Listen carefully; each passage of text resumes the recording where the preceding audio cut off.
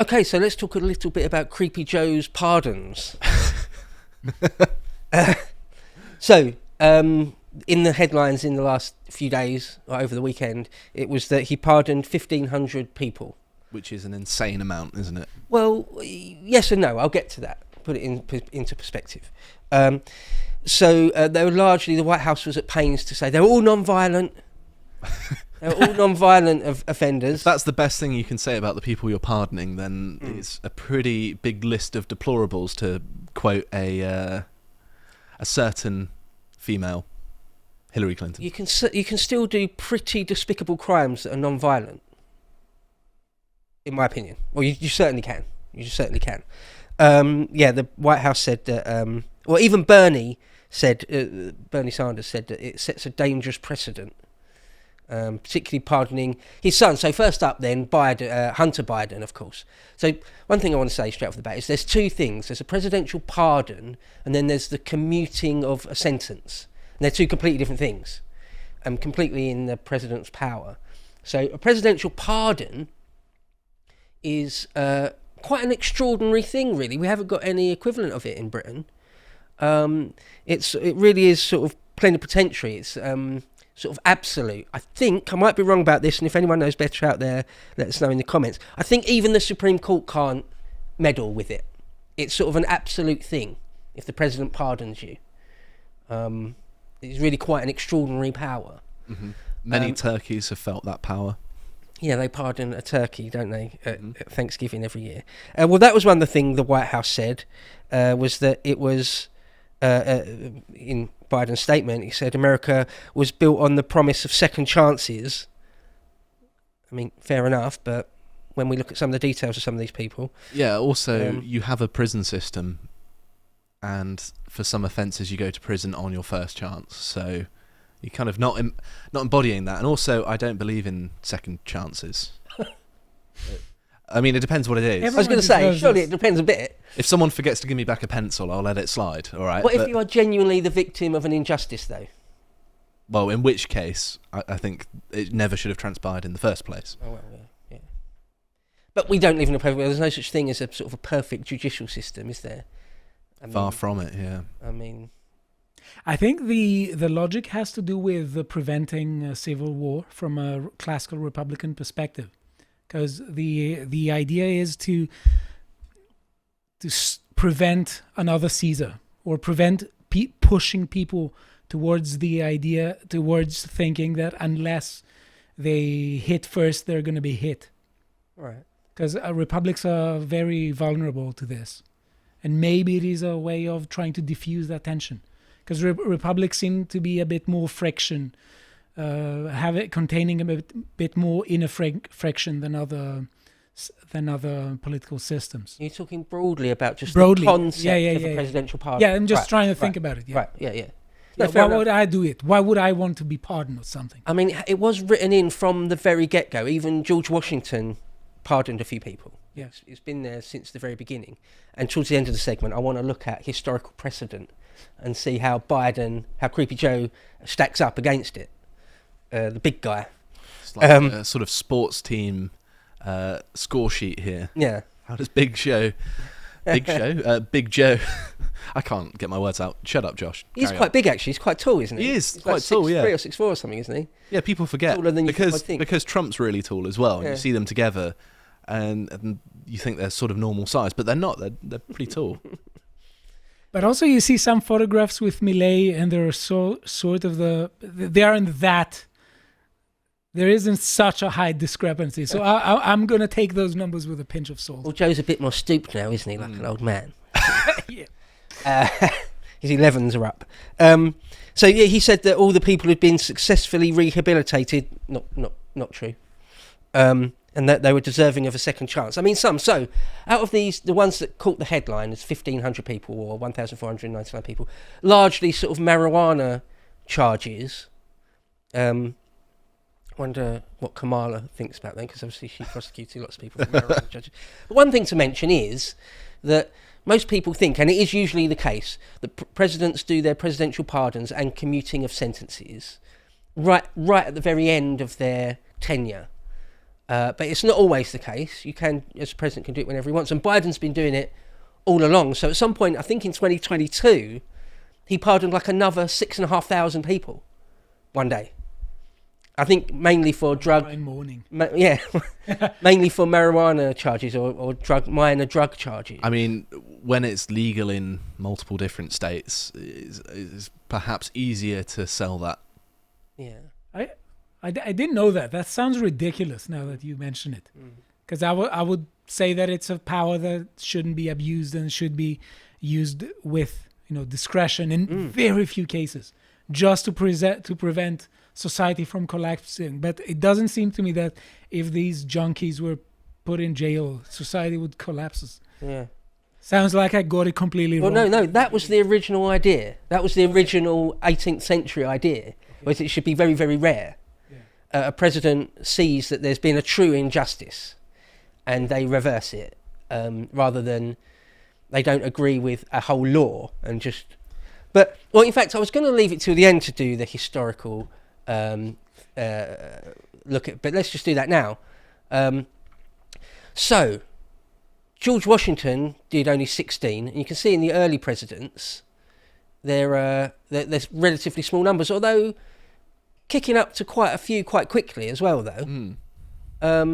Monroe.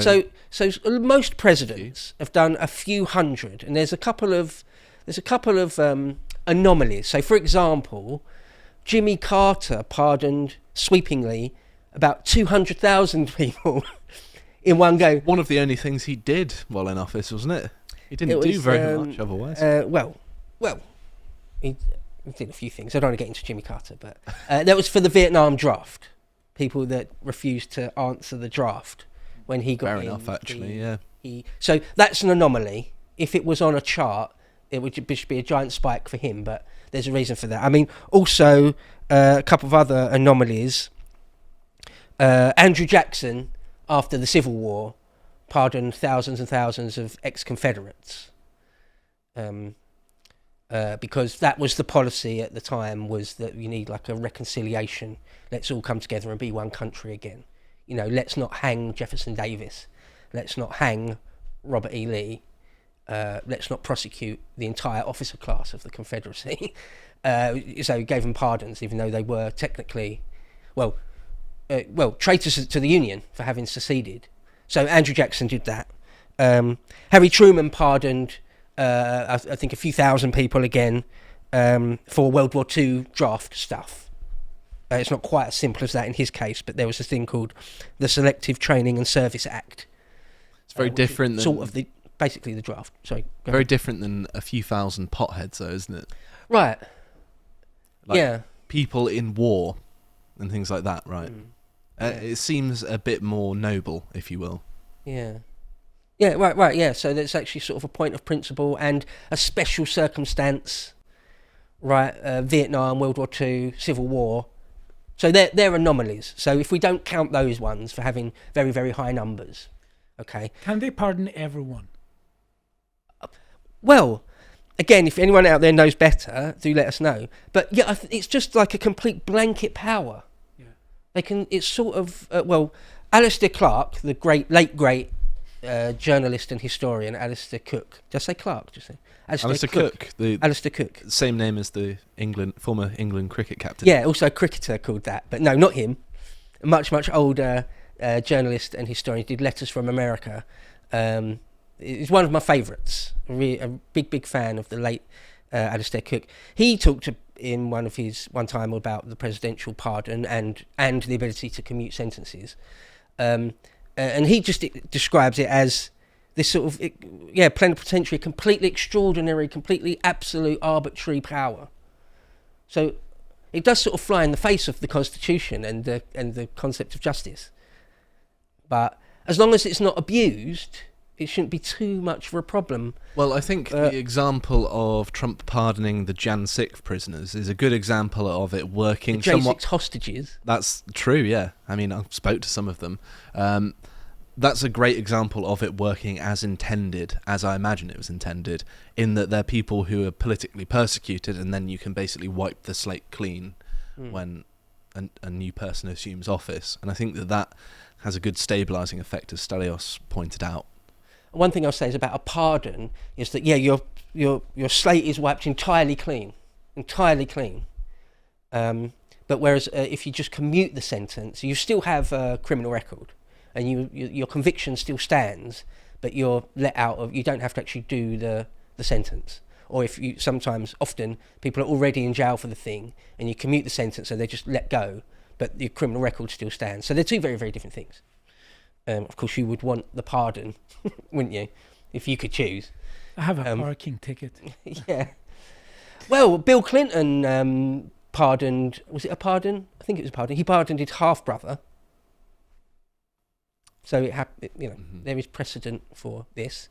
Well, actually, let's just so many ways to go with this. Don't know what to talk about next, but let's carry on with this list. So you can see, even by the mid 19th century, sometimes the numbers are quite big. For various things. So they are, yeah. Woodrow Wilson did a whole bunch. Most Americans hate Woodrow Wilson, don't they, with a passion.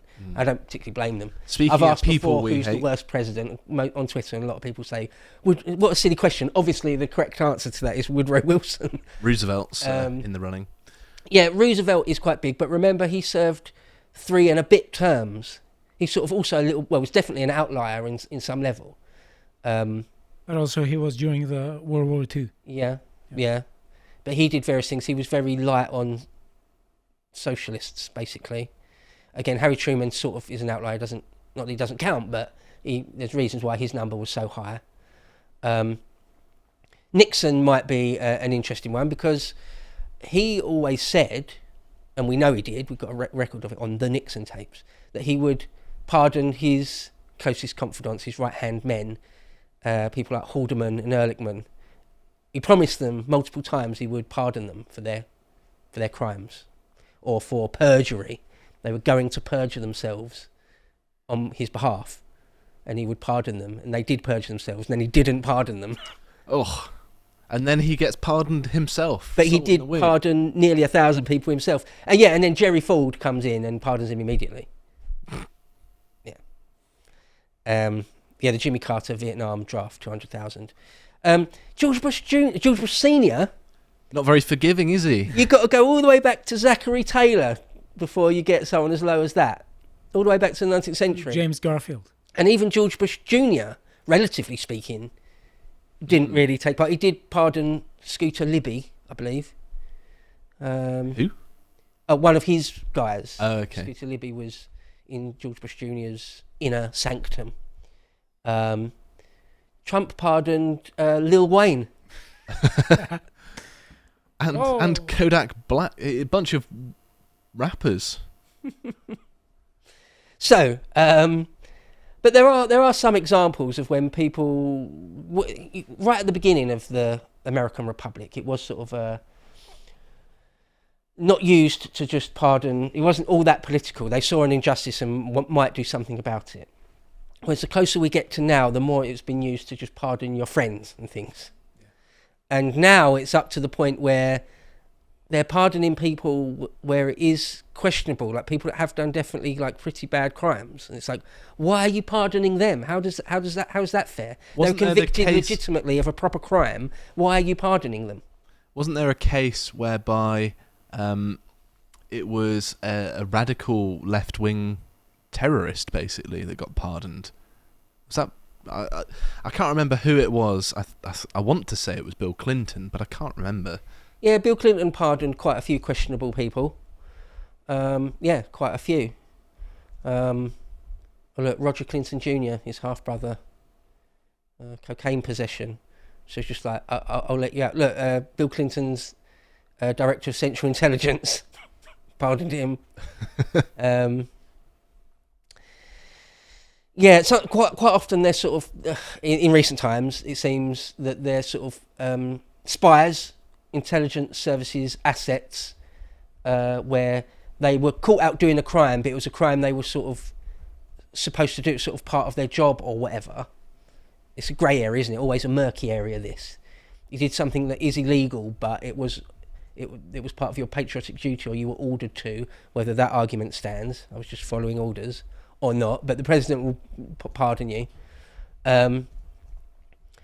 Look, Susan Rosenberg, Bill Clinton pardoned. Domestic terrorist. Look, George W. Bush pardoned Scooter Libby. So I think I was thinking about Susan Rosenberg. Yeah, that's what I just mentioned there. Yeah. Rosenberg, yeah. Pardoned by Bill Clinton. There we go. That's it. Yeah. That's what I was thinking of. Yeah. Associated with the May 19th Communist Organisation. Right. So there you go. Yeah. Barry Obama pardoned Bradley Manning. Barack Hussein Obama. Private first class Bradley Manning. Mm-hmm. What happened there? What What happened? The whistleblower, wasn't he? Okay. Blowing too many whistles. Look, got sentenced to 35 years, but yeah. To be fair, the leaks were important there. I did agree with what they did. Yeah, no, I'm broadly speaking, and it is difficult. We could do a whole long form bit of content about Snowden and Manning and whistleblowers in general. And it's not easy. It's not a cut and dry thing.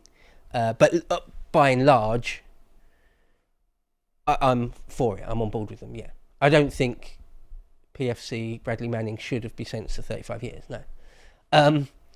Donald Trump, another Scooter Libby again, for something else, I believe. Dinesh D'Souza. Why? Campaign finance violations. Conrad Black. Bit odd. I think he was just his mate. I think he's literally like his mate. Roger Stone. Right, he sees like an actual injustice. Michael Flynn. Susan B. Anthony, I saw. Yeah, some of them you can do posthumously, like in the 70s, I think. Like people like Nixon or Jimmy Carter or Ronald Reagan, they like posthumously pardon like Jefferson Davis and Robert E. Lee, who were like stripped of their citizenship and stuff. They said, no, we'll wipe that away. So you can do. In fact, one of the things I think is most odd is that some people are reporting, whether this will actually happen or not is something else, but that Biden might pardon people ahead of time. I'm not sure if that's possible. Once again, in the comments, if you know more about this, let us know. A bit difficult to justify, wouldn't it? I've never heard of that before. I'm not entirely sure that's possible. Yeah, that's exactly what I was going to say. I'm not sure if that's possible. Again, if there's anyone out there that really knows this inside out, I've not heard of that before. How is that? How can that work? It would. How would that work? Sure.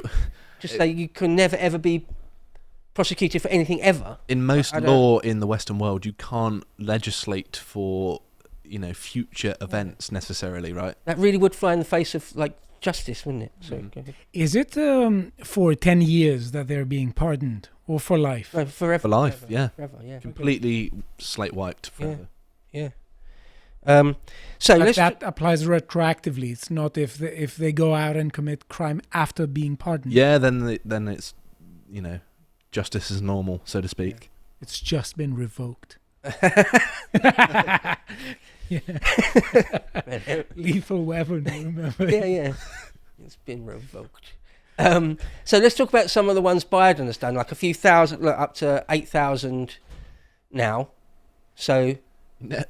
that's a nephews of Maduro of Venezuela. Yeah, that's interesting. So it does seem that Biden is upped it. He's doing more than is usual in recent times. So remember, George Bush Jr. did 200 odd. George Bush Sr. did less than 80. Most presidents do a few hundred, right? In the scheme of things, the average is a few hundred. And he's like, or maybe a couple of thousand at most, right? At most. He's up to 8,000. And people expect that in his last weeks he'll do more. He'll do a lot more. So that's interesting. He pardoned people convicted of federal offences of possession of marijuana, excluding non-US citizens and those who were considered illegal immigrants at the time of their arrest. That's an interesting clause to add on. Based Joe on his redemption arc. So that's 6.5K out of the close to 8,000K. Well, no, most of that 8,000K is just these drug marijuana. That's one. Oh, sorry, yeah. So he did 6,500, then another 1,500 the other day. But some of them are, let me find. Look at this guy, Amin Hassan Zedda. I don't know how. I won't even try to pronounce that correctly. For conspiracy to unlawfully export technology to Iran. Don't worry about what technology Defraud is. the United States. Defraud the United States. Unlawful export technology to Iran. Like, what? I don't think there's any circumstance where that should be excusable. And the next one down, Reza somebody or other, basically the same sort of thing, exporting goods to Iran via UAE to defraud the United States. Because one of these things, it was in the news incorrectly that he'd pardoned Joe Biden recently, and pardoned a Chinese person called Shanlin Jin. He didn't pardon them. It was part of a prisoner swap. This Shanlin Jin is essentially, I think it's a matter of record, let's say allegedly, just to cover my ass, was just a Chinese intelligence asset, a spy. And had tens and tens of thousands of explicit child pornography images. So a spy and a wrong'un. And he at first people thought he'd pardoned him. He didn't. It was part of a prisoner swap. However, the Chinese might even punish him for that as well, right? Probably more harshly than in the US. And prisoner swaps are a delicate thing. I won't just say they're bad, because they're not necessarily always bad, but basically letting this person go. I mean, who knows what the actual swap was and who America got back in return? I don't know. So, what I would like to know in these cases, what would be good to know at some, eventually, was what the exchange was. Yeah. Because in some cases, for instance, the people you are saying who tried to unlawfully export technology to Iran, maybe he pardoned them for something, not just for free. Maybe. I don't know. Maybe that was good or bad. We don't know. Maybe. So, who are some of the key people that Biden's pardoned? Obviously, he's got all the potheads covered, and his son, which is a crackhead. So he's got the drug users. Some of the worst, most egregious ones that people are, in my opinion, rightly up in arms about. One's ex-comp controller Rita Chundwell, who lived in Dixon, Illinois, and embezzled something in the order of $54 million out of that town, and just spent it on herself, essentially. Embezzlement is a real crime, though. It's not something that should be pardoned. And also, why would you pardon this person? Yeah. She just bought loads of things, homes and loads of holidays and loads of actual things, commodities, hundreds of horses. She bought loads of horses and things. $50 million. And she got sentenced. She got quite a light sentence, relatively. She got quite a few years. And I think she was serving a lot of that under home arrest anyway. And Biden just pardoned her. Well, screw the people of Dixon, Illinois, then, apparently. That town won't recover fiscally for ages and ages because of her. Yeah, it's not Biden's a small amount of money. I pardon you. Why are you doing that, Joe? It could be a broad network of favours for favours sort of thing. I mean, if you were to, hypothetically speaking, if you were to be the head of a crime family, this sort of thing might happen. Hypothetically. Another one, Paul Duguerdas, probably not pronouncing that right. NBC has said that a former law partner from Illinois, Paul Duguerdas, was convicted of overseeing fraudulent tax shelters at a cost to the government of more than $1.63 billion. The scheme generated over $7 billion of fraudulent deductions, according to prosecutors. His law firm agreed to pay a $76 million penalty. Prosecutors called Duguergas, quote, the most prolific, pernicious and utterly unrepentant tax cheat in United States history. While the judge described the case as the biggest tax fraud prosecution ever. According to Forbes, he was sentenced to 15 years in prison in 2014, and Biden has commuted his sentence. So, why on earth? Why?